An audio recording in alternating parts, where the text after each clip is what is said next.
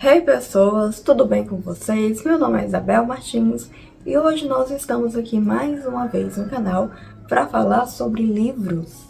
Mais especificamente, hoje começa uma nova série aqui no canal, que é os vídeos de resenhas, né? Resenhas de livros. Eu pedi lá no meu Instagram, para quem não segue, é @isabel.emartins, e lá eu pedi para vocês mandarem sugestões dos livros baseados na minha estante. E aí vocês pediram, na maioria dos casos, livros antifeministas. Então eu resolvi começar essa série por livros antifeministas e depois por outros gêneros, tá bom? E para poder começar do começo, um livro que o pessoal pediu, mas que eu queria começar justamente por ser o primeiro livro antifeminista que eu li, é o livro da Ana Campagnolo, este mesmo, Feminismo, Perversão e Subversão. Tá cheio de resenhas no YouTube sobre esse livro. Pessoas que amam, pessoas que odeiam, pessoas que não têm muito interesse, enfim, pessoas de vários tipos resenhando este livro. E eu serei aqui mais uma, vocês vão ver quais são as minhas opiniões sobre esse livro. E o livro foi, digamos assim, um divisor de águas para mim. Eu não era feminista, mas eu era ateia quando eu li este livro. Então algumas coisas para mim não foram muito bem desenvolvidas, mas por conta desse meu pensamento ateísta. Mais um divisor de águas porque foi quando eu comecei a falar sobre esse assunto no meu Instagram, foi quando eu comecei todo esse projeto. Eu diria então que tudo que eu construí nesse sentido até hoje é por conta deste livro, porque, enfim, até eu acho que onde eu tinha conhecido não tinha um livro com um impacto tão grande como este. Antes de tudo, eu não sei se eu vou dar esse aviso em todos os vídeos, mas as minhas resenhas, elas vão ser mais rápidas, eu não vou me aprofundar, isso aqui não é uma aula, não tem a pretensão de ser uma aula sobre o livro. A ideia é aqui apresentar para vocês o contexto inicial do livro, os aspectos que eu gostei, que eu achei interessante, que eu posso poder estar contribuindo. Também os aspectos que eu não gostei, aquilo que a gente chama de ponto negativo, né, dos livros. E também dando uma conclusão um pouco mais aprofundada no tema, enfim, algo bem rapidinho, mas para poder vocês entenderem qual que é a proposta do livro, qual que é a ideia, a minha opinião sobre ele também, tá? Não necessariamente entrando no mérito, porque aí ficaria um vídeo muito longo, é bem provável que as pessoas não assistiriam e também demandaria um pouco mais de tempo. A ideia é que ia ser algo mais compacto mesmo, tá bom? Vamos começar então. Esse livro da Ana Campagnolo, Feminismo, Perversão e Subversão, ele é um dos primeiros livros antifeministas que tem publicação aqui no Brasil. É o primeiro de língua brasileira, se eu não me engano. E ele é muito interessante porque ele traz uma tese que eu acho que era muito necessária na época que ele foi publicado, se eu não me engano foi 2019, que é a ideia de que o feminismo, ele é hipócrita, é um movimento hipócrita, é um movimento, como é que eu posso dizer, realmente subversivo, um movimento que quer mudar os padrões da sociedade, que ele tem um caráter revolucionário desde o seu cerne. Uma das primeiras premissas do livro é tirar essa ideia de que o feminismo já foi bom e que ele foi, sabe, piorando aos poucos. Não, a ideia é realmente mostrar que desde o seu início, desde o seu cerne, ele é revolucionário, ele é radical, ele quer isso aí mesmo que a gente vê hoje nas bandeiras mais radicais, mais extremistas do movimento. Dando as minhas impressões como uma pessoa que leu esse livro pela primeira vez, igual eu falei, que não tinha um entendimento muito grande do assunto e que não tinha ligamento nenhum com nenhuma religião, algo do tipo, foi realmente um choque, porque muitas das coisas eu nem sequer imaginava, né? Hoje em dia, se você for ler esse livro, você vai pensar, eu já vi isso em algum outro lugar, eu já vi isso em um debate tal, em uma página tal, só que assim, a maioria, né, dos casos foram extraídos deste livro. Então, digamos assim que essa é uma das principais fontes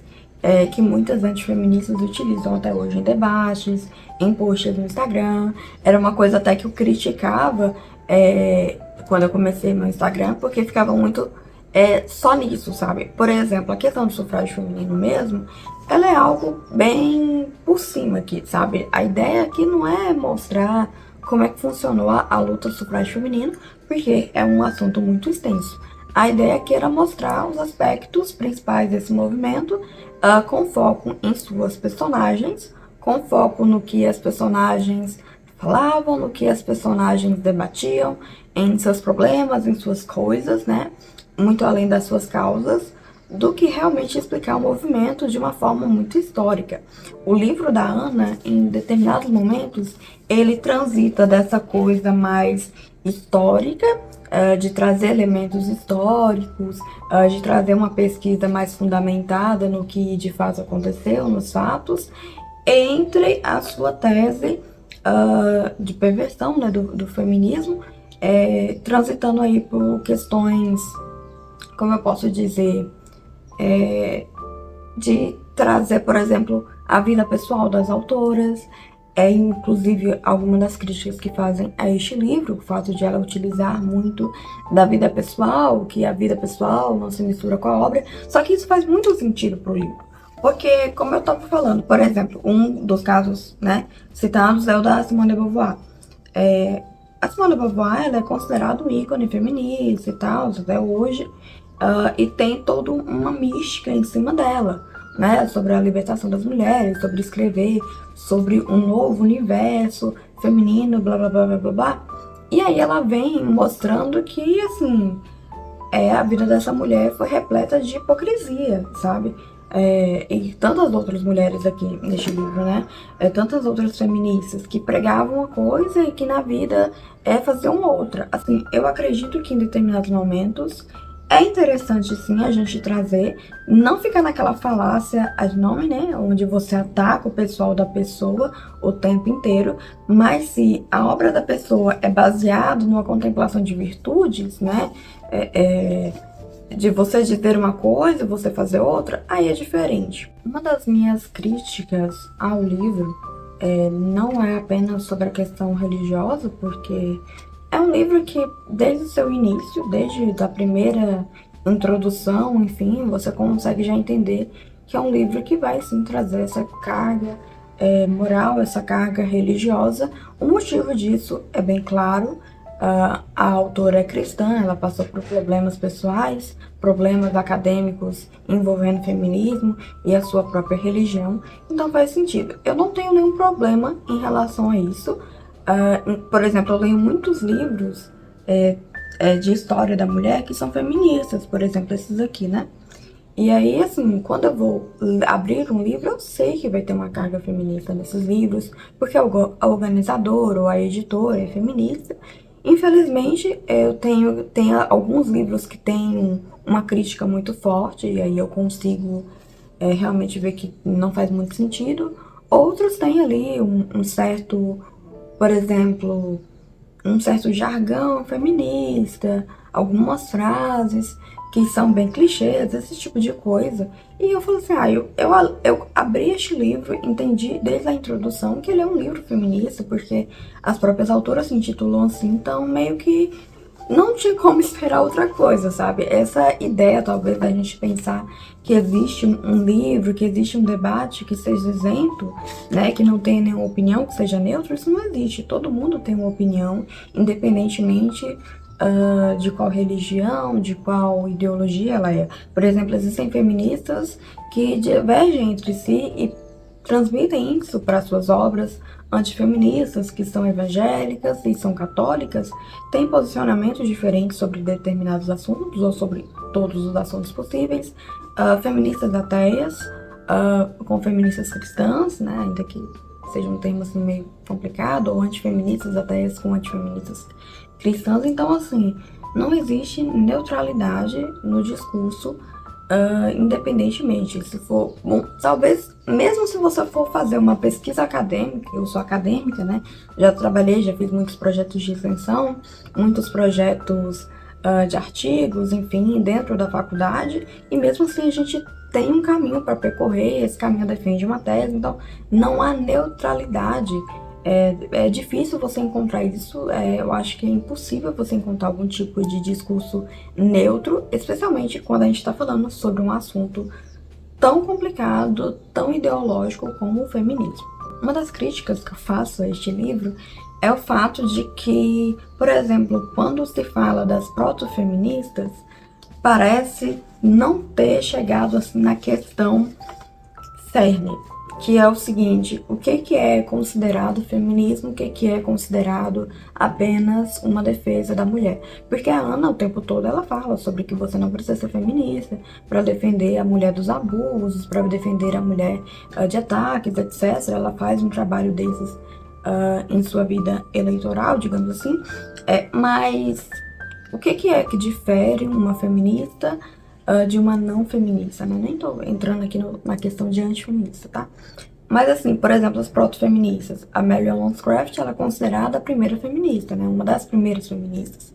Por quê? Exatamente o que é que tem no discurso dela que é considerado isso? A Cristina de Pizan, por exemplo. Eu sou uma pessoa que adora a Cristina de Pizan, assim, adoro no sentido de que gosto muito da obra dela. Recentemente adquiri o livro físico, já tinha lido o livro em formato PDF, em formato e-book. E quando eu li, eu vi que não tinha nada assim de feminismo.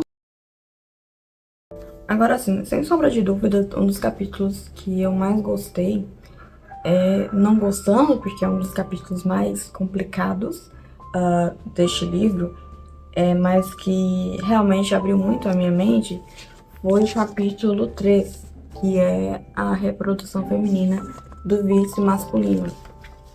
Esse é o capítulo que vai falar sobre a questão do aborto, por exemplo. E eu já não era a favor do aborto, né? Eu nunca fui assim a favor do aborto, sempre achei uma coisa bem monstruosa. Mas quando eu li, eu vi que, no fim das contas, o buraco era muito mais embaixo, sabe? Foi assim, meio que um tapa na cara, sabe? Algumas pessoas falaram novamente: ai, mas eu já ouvi falar sobre Margaret Sanger, eu já ouvi falar sobre fulano de tal. Sim, tá? Sim, né? Mas muitos dos motivos do porquê vocês ouviram falar sobre isso foi porque a Ana conseguiu, ela teve a coragem de trazer isso para o Brasil em um tamanho monstruoso, assim, né? A relevância que ela tem, que este livro tem, é algo assim fora do padrão. E eu lembro que eu tava lendo este capítulo, né? Eu li o livro assim, gente, eu li esse livro com tanto euforia, porque cada página eu ficava assim abismada que o livro chega a estar manchado, que eu derramei café nele. Eu não sou muito cuidadosa assim com os livros, sabe? Ele fica todo borriscado, não sei se tá dando pra ver, mas olha, todo borriscado. E aí, eu fui lendo, eu lembro até que eu conversei com o Matheus, né, que é meu marido, mas que era meu namorado na época, assim, as coisas absurdas, sabe? Que acontecia, essa questão do aborto, a questão do racismo dentro desse movimento abortista. Eu acho muito legal que ela traz mulheres, essas histórias de mulheres providas, que eram negras. Ela fala sobre como é que se deu a legalização do aborto nos Estados Unidos. Eu acho isso muito, muito, muito legal. Eu acho que, assim, é um assunto que deveria ser tratado com esse nível de seriedade, sabe? Tratando sobre essas questões históricas e não apenas naquela superficialidade que, infelizmente, na maioria das vezes é o que as feministas fazem, né? Com discursos prontos, já armados ali, e que ignoram todo o passado e chamam até de teoria da conspiração. Bom, recentemente eu li o 5º capítulo do livro novamente, que é O ódio ao cristianismo e a reação contra o totalitarismo feminista. Como eu falei, né, quando eu li o livro a primeira vez eu era ateia, então eu li este capítulo, gostei bastante dele também, achei bem, meu Deus, não existe feminista cristã mesmo, E aí eu reli ele novamente, porque agora eu, né, me converti, sou católica, e achei interessante lê-lo, né, e compreender com outra dimensão também. Tem umas coisas bem legais desse livro, que por exemplo, eu li e eu não lembrava, quando ele fala sobre essa questão de que o cristianismo ele libertou as mulheres, que a Igreja Católica ela tem uma grande participação na elevação da dignidade da mulher. E eu não me lembro de ter lido isso, então eu não tinha prestado muita atenção. E ela traz muitos exemplos bíblicos, muitos exemplos da história também, de como é que isso funcionou, sabe? No fim, ela acaba mostrando de fato qual que é o desejo feminista, assim, né? Qual que é o objetivo feminista. É realmente trazer essa ideia revolucionária de uma sociedade baseada nos princípios feministas e que não são princípios básicos de igualdade, de equidade, gente, por favor. Não é nada disso, muito pelo contrário. É um ideal de esquerda no sentido socialista mesmo, tá? É um ideal anticristão, ou que pelo menos muda e subverte o cristianismo. Então, como elas, por exemplo, hoje em dia elas entendem que independentemente pode ter a revolução feminista que for, a igreja, os fiéis continuam aumentando. Então, às vezes eles decaem, mas eles continuam ativos, a igreja não vai, as portas do inferno não vão prevalecer contra ela. Então elas começam a pensar, então vou subverter tudo isso, vou me infiltrar, vou entrar e vou tentar mudar as estruturas. É por isso que às vezes você vê aí notícia de alguma teóloga, não sei das quantas, de alguma mulher do Vaticano, ou de alguma pastora, alguma pessoa assim aleatória, querendo ordenação de mulheres, querendo pautas como aborto dentro da igreja, algo que é impossível, é incabível, mas elas estão tentando para poder moldar a opinião pública sobre o feminismo, sobre as pautas feministas, utilizando-se do que a opinião pública gosta. Então, por exemplo, a religião, porque não adianta eles tentarem fazer com que as pessoas fiquem sem religião. A ideia é se infiltrar dentro dessas instituições mesmo, para poder meio que minar as coisas ali por dentro. Por fim, pessoal, o livro da Ana, ele é um livro bem completo sobre o assunto. Meio que todos os livros que ela lançou depois dele, o Guia de Bolso, um livro sobre homeschooling, o livro sobre Não Existe Feminista Cristã, tem um outro, a Hidra Feminista, né? Mas a Hidra Feminista eu ainda vou ler e vou resenhar aqui pra vocês. Mas, no fim, todos esses assuntos, eles acabam sendo bem trabalhados aqui, sabe? Ele é bem uma introdução. Você tem diversos temas sobre isso no livro. Como eu falei, muitas coisas vocês já viram porque vieram deste livro, né? São as fontes principais de boa parte aí das mulheres antifeministas, enfim. Mas é interessante ler porque você consegue ter uma profundidade maior, até para você entender o pensamento da Ana, porque hoje em dia existem muitas dúvidas, muitas questões. Então, assim, quando você tem dificuldade para entender ou você não consegue entender o pensamento de algum autor sobre a ideia, o que ele produz, você tem que ir lá e ler o livro, tá? A mesma coisa que acontece com o Olavo de Carvalho, por exemplo. Muita gente fala bem, fala mal, fala que o velho surtou e nunca leu a obra dele, sabe? Tipo, não tem como você basear somente no que a pessoa fala na internet, porque no fim das contas, o que vai sobreviver é isso aqui, o livro. O que sobrevive é o livro. É como tem uma moça, a Preta de Rodinhas, né, fala, o único infoproduto que vai sobreviver ao tempo é o livro. Então, vocês têm dificuldade, vocês não sabem, não adianta. Vão lá, leiam o livro, entendam o que ela está dizendo. Eu recomendo muito esse livro. Eu tenho essas ressalvas, são ressalvas que eu já tentei preencher um pouco essas lacunas, né? E outras pessoas também já fizeram, então é muito interessante isso, porque o livro também deu origem a outros livros, a outros autores, e isso é, assim, impressionante, o poder que tem esse livro. Então eu continuo recomendando ele, continuo dizendo para as pessoas lerem ele, porque vale super a pena. É isso, pessoal. Na nossa próxima resenha, nós teremos o segundo livro que eu li sobre antifeminismo, que é o MPI do Feminismo, da Carrie Lucas. Este aqui. Então aguardem que no próximo vídeo nós teremos uma resenha deste livro aqui. Ele é mais curto, talvez seja mais rápido também. Um beijo pra vocês, espero que vocês tenham gostado do vídeo. Deixem a sua opinião sobre esse livro, se você já leu, se você tem interesse de ler, o que você achou, os seus aspectos positivos, os seus aspectos negativos. E até o próximo vídeo, tá bom? Tchau, tchau.